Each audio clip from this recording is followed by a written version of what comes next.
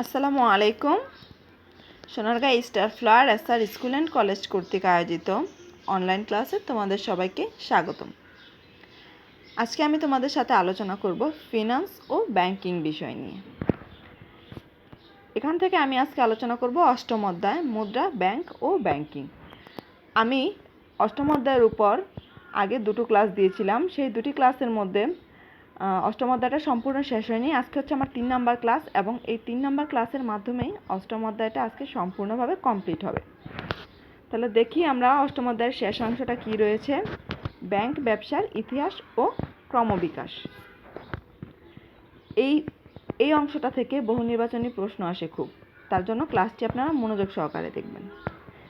তাহলে দেখেন, পৃথিবীর সৃষ্টি থেকে মানুষ তার অতিরিক্ত আহরিত এবং উৎপাদিত পণ্য কি অন্যের সাথে বিনিময়ের মাধ্যমে নিজেদের প্রয়োজন নির্বাহ করতো না? আর সেই প্রথার নাম কি ছিল? বিনিময় প্রথা। দ্যাট মিন্স দ্রব্যের বিনিময়ে দ্রব্য। এই যে বিনিময় প্রথা, এটা সম্পর্কে কিন্তু আমরা অষ্টম অধ্যায়ের যে প্রথম ক্লাস আছে ওখানে বিস্তারিত আলোচনা করেছিলাম। কিন্তু বর্তমানে কি বিনিময় প্রথাটা খুব স্বল্প পরিসরেই প্রচলিত আছে। তাহলে মুদ্রা আবিষ্কারের পরপর ব্যবসা বাণিজ্য, লেনদেন এবং মুদ্রার নিরাপত্তা নিশ্চিত করার প্রয়োজনীয়তা থেকেই কি ব্যাংক ব্যবস্থার সৃষ্টি হয় বলে জানা গেছে। তাহলে এখানে ছোট প্রশ্ন আসতে পারে হচ্ছে ব্যাংক ব্যবস্থার কেন সৃষ্টি হয়েছে। তাহলে উত্তরটা তো এখানে সুন্দর করেই দেওয়া আছে, এটা আপনারা একটু মার্ক করে রাখবেন। তারপরে দেখেন, এখান থেকে যেসব বহু নির্বাচনী প্রশ্নগুলো আসে সেটা আমি একটু মার্ক করে দিতেছি। খ্রিস্টপূর্ব 5000 বছর আগে ব্যাংক ব্যবস্থা ইতিহাসে স্থান করে নেয়। তাহলে কত বছর আগে? এটা হবে হচ্ছে খ্রিস্টপূর্ব 5000 বছর আগে প্রথম ব্যাংক ব্যবস্থা ইতিহাসে কি করে নেয়? স্থান করে নেয়।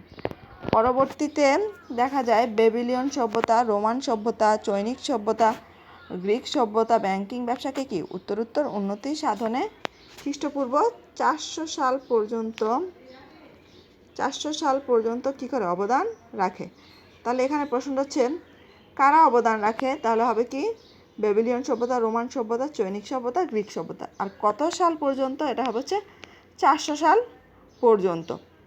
তারপরে দেখেন, এখানে আছে হচ্ছে ভারত অঞ্চলের প্রথম আধুনিক ব্যাংক। কি ব্যাংক? প্রথম আধুনিক ব্যাংক হিসেবে ব্যাংকের নাম হচ্ছে কি আমার দি হিন্দুস্তান ব্যাংক। প্রতিষ্ঠিত হয় 1700 সালে। তাহলে এখানে আমার প্রশ্নগুলো কিভাবে আসতে পারে?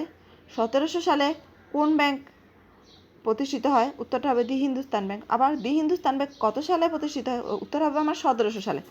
আবার ভারত অঞ্চলের প্রথম আধুনিক ব্যাংকের নাম কি? সেটা হবে দি হিন্দুস্তান। বা প্রথম আধুনিক ব্যাংক কত সালে প্রতিষ্ঠিত হয়? তাহলে উত্তর হবে হচ্ছে 1700 সালে। তাহলে আমার একটা লাইন কিন্তু আমার বহু নির্বাচনী প্রশ্নগুলোকে বিভিন্নভাবে আসতে পারে। তারপরে দেখেন কি হয়েছে পরে 1935 সালে। কত সালে? 1935 সালে ভারতের সকল ব্যাংকের প্রধান হিসেবে রিজার্ভ ব্যাংক অফ ইন্ডিয়া প্রতিষ্ঠিত হয়। তাহলে সকল ব্যাংকের প্রধান কত সালে? 1935 সালে। আর ব্যাংকের নাম কি? Reserve bank of India. ঠিক আছে, তাহলে আমরা ভারতের দুইটা ব্যাংক সম্পর্কে জানলাম। একটা হচ্ছে 1700 সালে প্রতিষ্ঠিত হয়েছে, আর একটা হচ্ছে কত? 1935 সালে। তারপরে আমরা দেখি কি হয় ভারত বিভক্তির পর। তাহলে ভারত আর পাকিস্তান বিভক্ত হয়েছে কত সালে? আমরা জানি সেটা বিভক্ত হয়েছে হচ্ছে 1947 সালে। কত সালে? 1947 সালে। বিভক্তির পর পাকিস্তান আমলে তাহলে কি পাকিস্তান আর ভারত কি এখন আলাদা আলাদা? 1948 সালে, তার মানে বিভক্ত হওয়ার 1 বছর পর 1948 সালে পাকিস্তানের কেন্দ্রীয় ব্যাংক। তাহলে পাকিস্তানের কি ব্যাংক? কেন্দ্রীয় ব্যাংক। আমাদের বাংলাদেশের কেন্দ্রীয় ব্যাংকের নাম কি ছিল? বাংলাদেশ ব্যাংক। তাহলে দেখেন পাকিস্তানের কেন্দ্রীয় ব্যাংক কি? State bank of Pakistan. State bank of Pakistan. তাহলে এটা কত সালে? 1948 সালে।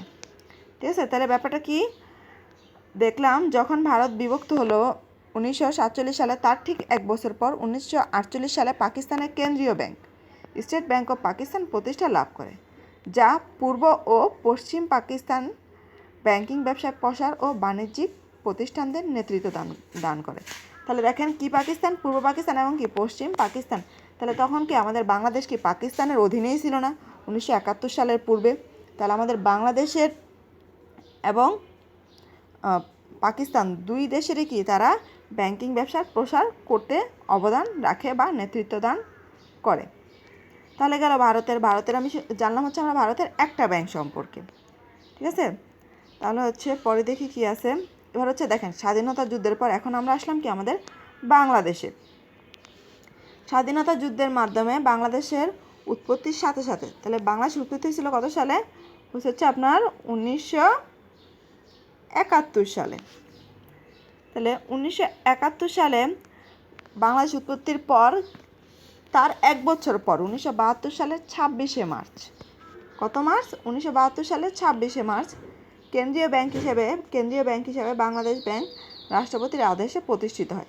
তাহলে বাংলাদেশ ব্যাংক কবে প্রতিষ্ঠিত হয়? উত্তরটা হবে হচ্ছে 1972 সালের 26শে মার্চ, কিন্তু তার কার্যক্রম বা কার্যকর হয় হচ্ছে 16ই ডিসেম্বর 1971 সাল থেকে। এখানে কিন্তু দুইটা প্রশ্ন, বাংলাদেশ ব্যাংক কবে প্রতিষ্ঠিত হয়েছে এবং কবে কার্যকর হয়েছে।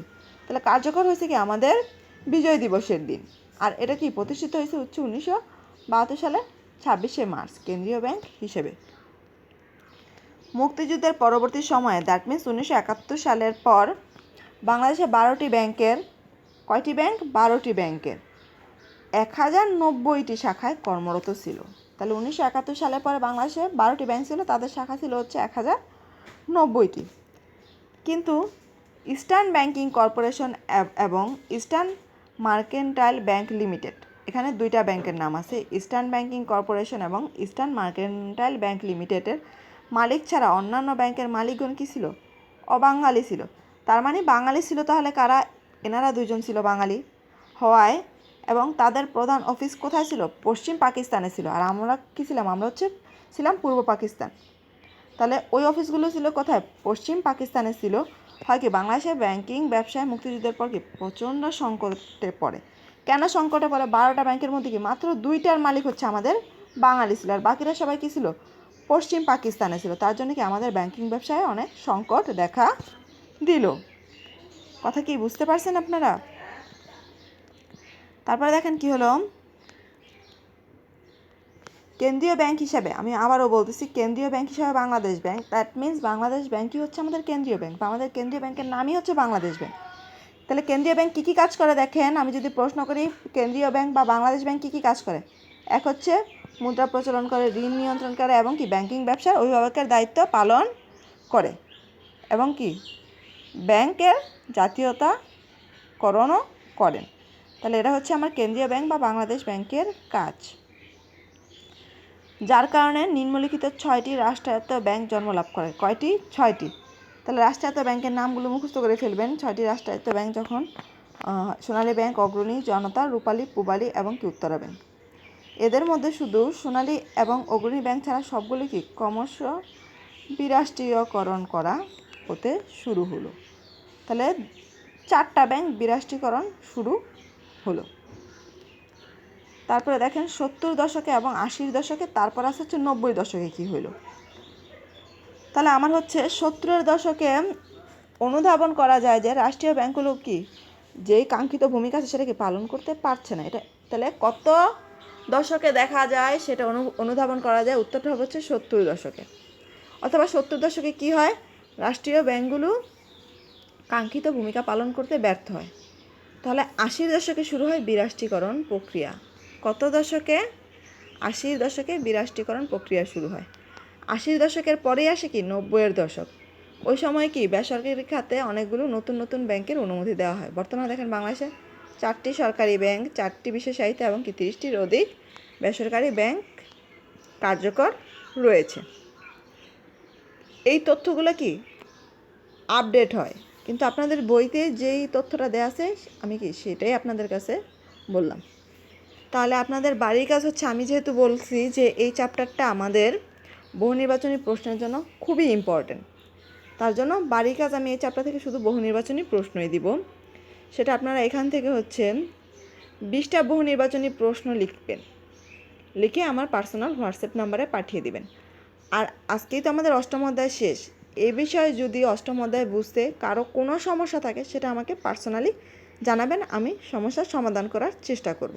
আর আগামী ক্লাসে আমি আপনাদের ব্যাংকিং পার্ট পড়ানো হয়েছে, আমি আপনাদেরকে ফিনান্স পার্ট থেকে অঙ্ক করাবো। ঠিক আছে? তাহলে সবাই ভালো থাকেন, সুস্থ থাকেন। আজকে এই পর্যন্তই। আসসালামু আলাইকুম, আল্লাহ হাফেজ।